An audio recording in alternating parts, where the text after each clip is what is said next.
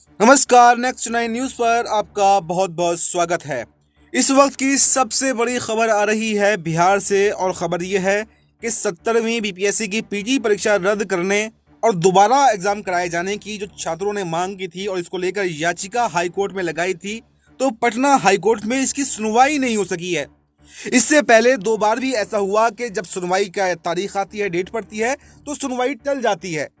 अगर पिछली बार की बात करें तो बीते मंगलवार 4 फरवरी को सुनवाई होनी थी, लेकिन वो नहीं हो सकी। बताया गया कि जज के नहीं बैठने के कारण ये सुनवाई टल गई। वहीं इसके पहले 31 जनवरी को भी सुनवाई नहीं हो सकी थी। उस समय भी ये बात सामने आई थी कि जज के छुट्टी पर रहने की वजह से सुनवाई टल गई।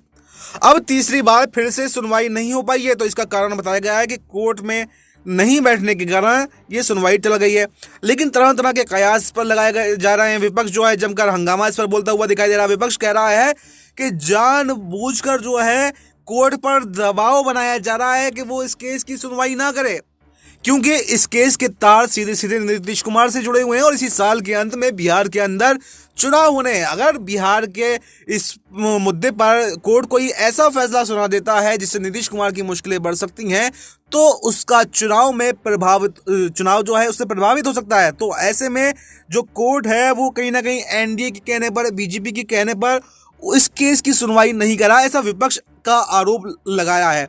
हालांकि इस पर हम कोई पुष्टि नहीं करते हैं, क्योंकि इस तरह की सुनवाई अक्सर देखा जाता है जब कोर्ट में जज नहीं बैठते हैं तो सुनवाई टल जाती है। लेकिन अब कब सुनवाई होगी, क्या ये सुनवाई आखिर चलेगी कब तक, क्योंकि चुनाव में तो अभी समय है।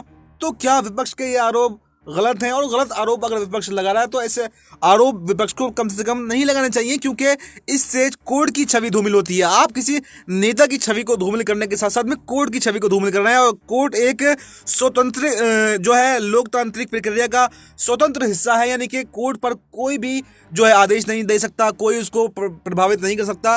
तो फिलहाल इस खबर पर आपको क्या कुछ कहना है, कमेंट बॉक्स में अपनी राय जरूर दें। देश और दुनिया की तमाम बड़ी खबरों के लिए आप बने रहिए हमारे साथ और देखते रहिए नेक्स्ट नाइन।